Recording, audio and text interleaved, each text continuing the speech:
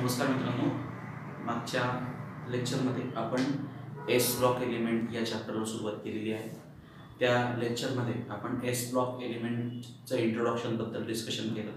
त्यामध्ये आपण S block एलिमेंट्समध्ये कोणकोणते एलिमेंट्स येतात, त्याचा ॲटॉमिक नंबर काय, त्याचं इलेक्ट्रॉनिक कॉन्फिगरेशन काय, याच्याबद्दल सविस्तर चर्चा केली.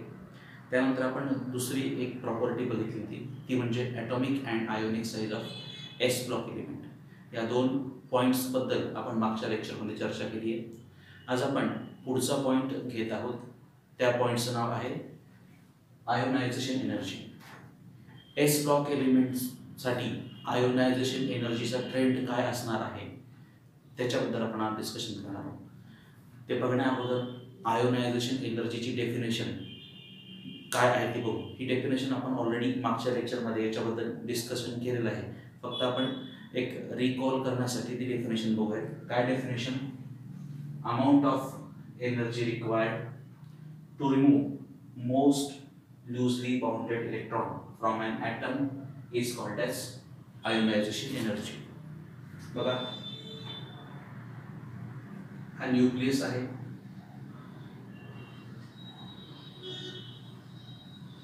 आणि हे वेगळे वेगळे ऑर्बिटल्स आहेत. ठीक आहे.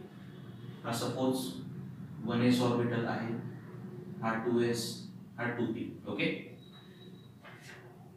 याच्यात काही 1s ऑर्बिटल मध्ये समजा काही 2 इलेक्ट्रॉन आहे, 2s मध्ये 2 इलेक्ट्रॉन आहे, 2p मध्ये काही समजा 3 इलेक्ट्रॉन आहे. ओके. तर 1s ऑर्बिटल हा न्यूक्लियसच्या सगळ्यात जवळचा आहे, त्याच्यानंतर 2s आहे, आणि सगळ्यात शेवटचा कोणता आहे तर फॉर एक्झाम्पल 2p. 2p ऑर्बिटलचं न्यूक्लियस पासूनचं अंतर कसं आहे? जास्त आहे. बरोबर. अंतर जास्त असल्यामुळे हे जे इलेक्ट्रॉन्स आहे, या इलेक्ट्रॉन्सवर न्यूक्लियसचा प्रभाव कसा असणार आहे? कमी असणार आहे. का? कारण की 2p ऑर्बिटल आणि न्यूक्लियस यांचं अंतर जास्त दिसतंय, म्हणून हे इलेक्ट्रॉन हे लूजली बाउंडेड इलेक्ट्रॉन आहे. मग असे इलेक्ट्रॉन्स त्या ॲटममधून बाहेर काढण्यासाठी जी एनर्जी लागते, त्या एनर्जीला आपण काय म्हणणार आहोत? Ionization energy. डेफिनेशन काय? अमाऊंट ऑफ एनर्जी रिक्वायर्ड, लागणारी एनर्जी कशासाठी? टू रिमूव्ह, बाहेर काढण्यासाठी, most loosely bounded electron from an atom. हा इलेक्ट्रॉन म्हणजे 2p ऑर्बिटलमध्ये जे काही इलेक्ट्रॉन्स असतील, फॉर एक्झाम्पल आपण घेतोय, ते लूजली बाउंडेड इलेक्ट्रॉन आहे. का? कारण की त्यांचं न्यूक्लियसपासूनचं अंतर जास्त आहे, त्यामुळे न्यूक्लियसचा त्यांच्यावरचा प्रभाव कमी आहे, त्यामुळे ते इलेक्ट्रॉन हे लूजली बाउंडेड इलेक्ट्रॉन आहे. मग हे असे इलेक्ट्रॉन बाहेर काढण्यासाठी जी एनर्जी आपल्याला लागते, द्यावी लागते, त्या एनर्जीला आपण काय म्हणणार आहोत मित्रांनो? Ionisation energy. ओके. ठीक आहे. मग आता हे एस ब्लॉक एलिमेंटची आयोनायझेशन, एस ब्लॉक एलिमेंटसाठी आयोनायझेशन एनर्जीचा काय ट्रेंड आहे ते आपण आता बघूया.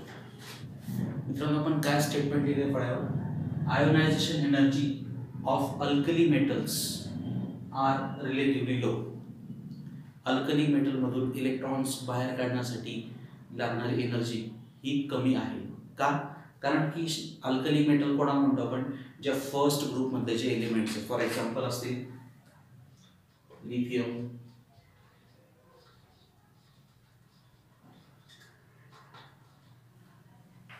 Lithium, sodium, potassium, rubidium, caesium आणि फ्रान्शियम, हे फर्स्ट ग्रुप एलिमेंट आहे. या फर्स्ट ग्रुप एलिमेंटला आपण कोणते म्हणतो? Alkali metals. या मेटल्ससाठी आयोनायझेशन एनर्जीची व्हॅल्यू कशी आहे? कमी आहे. का कमी आहे? फॉर एक्झाम्पल आपण लिथियम घेऊ. ॲटॉमिक नंबर किती? 3. Electronic configuration 1s2 2s1. Sodium atomic number 11, electronic configuration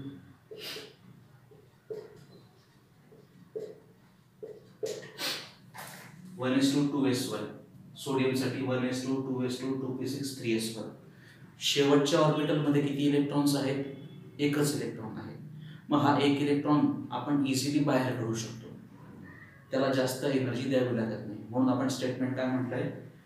ionisation energy of alkali metals are relatively low. का कमी आहेत त्या? तर हे जे अल्कली मेटल्स आहेत त्यांच्या आउटर मोस्ट ऑर्बिटलमध्ये एकच इलेक्ट्रॉन आहे, आणि तो एक इलेक्ट्रॉन काढण्यासाठी आपल्याला एनर्जी कमी द्यावी लागते. So they have very low values of ionization energy. बरोबर. हां, मग आता त्याचा ट्रेंड काय सांगितलं आपण आता ग्रुपबद्दल चर्चा करतोय आपण. Top to bottom atomic size काय होत जाते मित्रांनो, वाढत जाते. का वाढते तर नंबर ऑफ ऑर्बिटल्स वाढतात. आता सपोज लिथियम बघितला, ठीक आहे. सपोज हा लिथियमचा न्यूक्लियस आहे. हां, त्याच्या पुढे किती ऑर्बिटल्स आहे, हा एक आणि हा 2 ऑर्बिटल. ओके. समजा हा सोडियमचा न्यूक्लियस, किती ऑर्बिटल्स, 1 2 3 आणि हे 4. नंबर ऑफ ऑर्बिटल्स वाढले म्हणून ॲटॉमिक साईज वाढली. समजा आपण पोटॅशियम, किती ॲटॉमिक नंबर, 19. सपोज हा पोटॅशियमचा nucleus 1s2 1s2 2s2 2p6 3s2 3p6 4s1. हे इलेक्ट्रॉनिक कॉन्फिगरेशन आहे कोणाचं, पोटॅशियमचं. म्हणजे हा 1 2 3 4 5 आणि हे 6. नंबर ऑफ ऑर्बिटल्स काय झाले, वाढले. नंबर ऑफ ऑर्बिटल्स वाढले म्हणून ॲटॉमिक साईज काय झाली, वाढली. ओके मित्रांनो, ॲटॉमिक साईज वाढते त्यामुळे काय होतंय, हा न्यूक्लियस आणि हा काय आपला शेवटचा इलेक्ट्रॉन, याच्यामधलं अंतर पण काय होणार आहे, वाढणार आहे.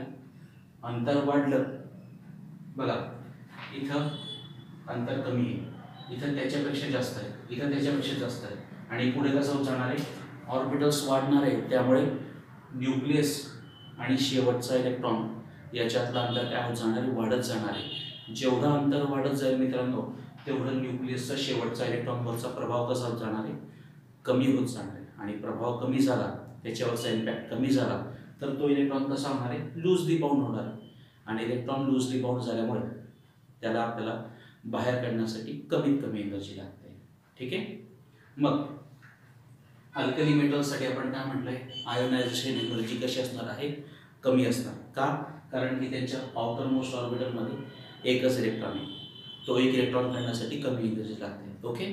आणि टॉप टू बॉटम आयोनायझेशन एनर्जीची व्हॅल्यू कशी होते, कमी होत जाते.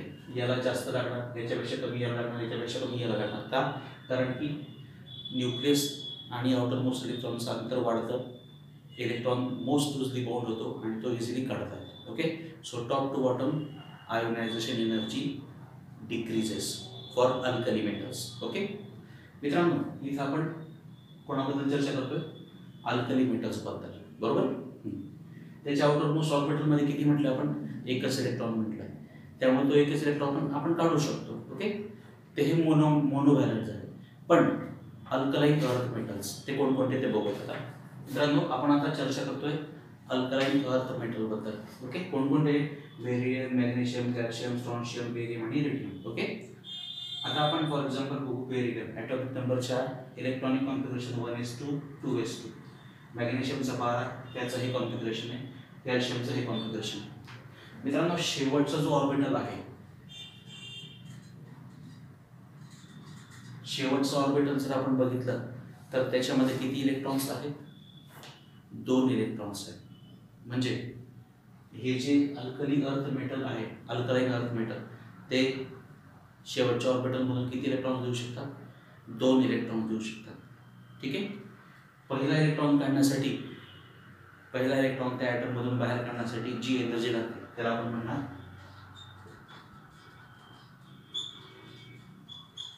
त्याला काय म्हणणार आपण, फर्स्ट आयोनायझेशन एनर्जी. ओके. आणि सेकंड इलेक्ट्रॉन काढण्यासाठी जी एनर्जी लागते त्याला आपण काय म्हणणार, सेकंड आयोनायझेशन एनर्जी. तर हे जे आपले अल्कलाईन अर्थ मेटल्स आहेत त्यांच्या फर्स्ट आणि सेकंड आयोनायझेशन एनर्जीच्या व्हॅल्यूज पण कशा आहेत, कमी आहेत. का कमी आहेत, तर हे आउटर इलेक्ट्रॉन्स आपण इझिली काढू शकतो कारण त्यांचं न्यूक्लियस पासून अंतर हे जास्त आहे. Okay. So in general ionization energy for alkali as well as alkaline earth metals are very low. Okay.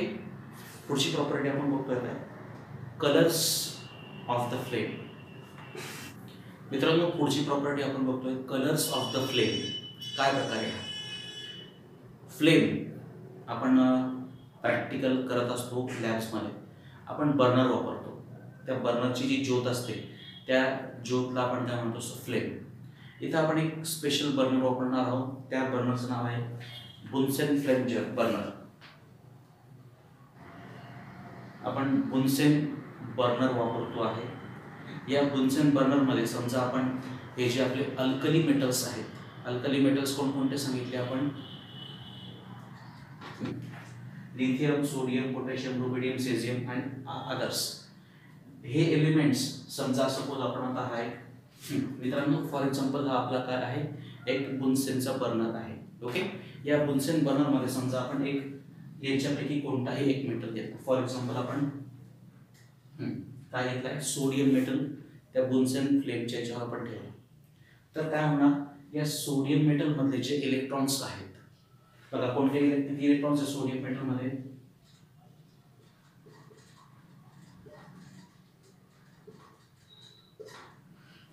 किती ॲटॉमिक नंबर सोडियमचा? 11. Electronic configuration 1s2 2s2 2p6 3s1. या ज्यावेळेस या बुन्सेन फ्लेमच्या हिटिंगमुळे सोडियम मेटल मध्ये जे इलेक्ट्रॉन्स आहेत ते त्याच्या हायर एनर्जी लेवलमध्ये, हायर एनर्जी लेवल कुठला आहे त्यांचा? आता हा 3p हायर एनर्जी लेवलमध्ये जातात. म्हणजे ही सपोज त्यांची आहे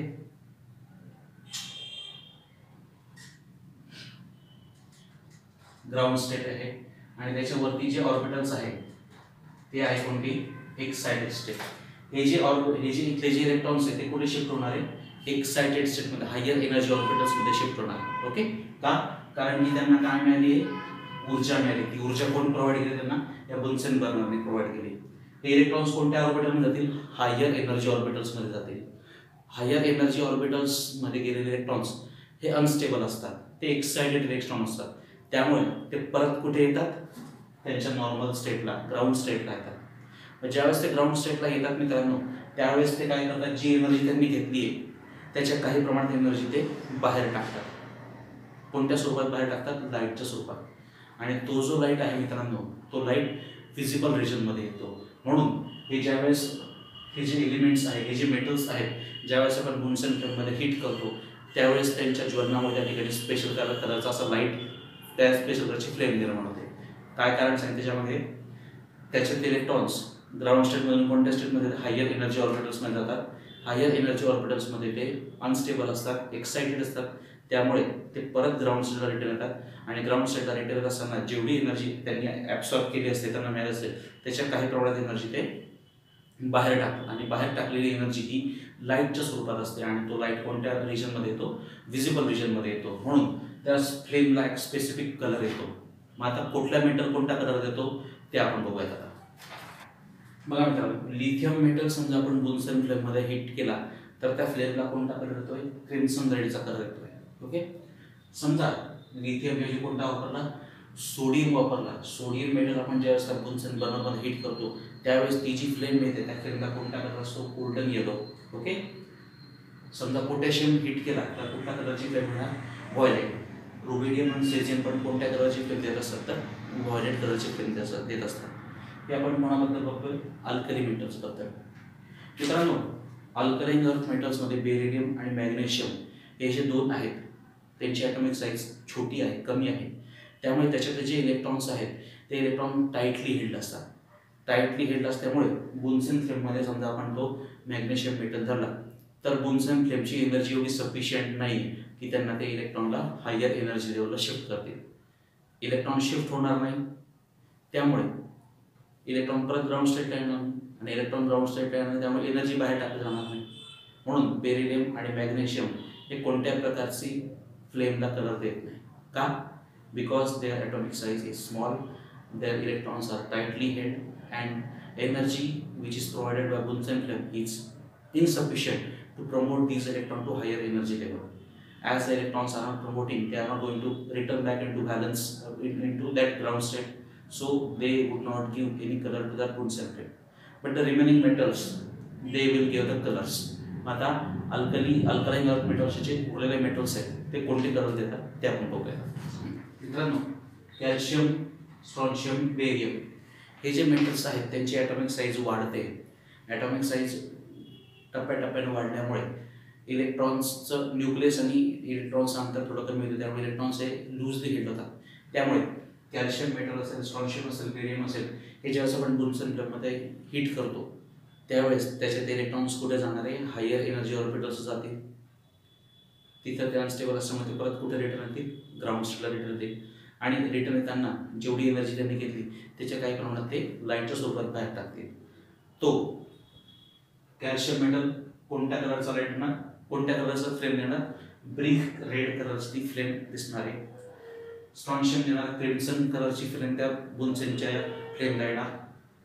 त्याचप्रमाणे बेरियम ग्रासी ग्रीनिश शेडची फ्लेम त्या ठिकाणी ज्यावेळेस निर्माण होईल, ज्यावेळेस बेरियम हा एलिमेंट, बेरियम हा मेटल ज्यावेळेस त्या बुन्सेन बर्नरमध्ये आपण हीट करू. Okay, so these are the special properties of S block element. They give different colors when they get heated in the Bunsen flame. Okay, so in today's lecture we have discussed the two properties. First was ionization energy and second was colors of the flame. Okay, a remaining property that we will see in the coming lectures. Thank you.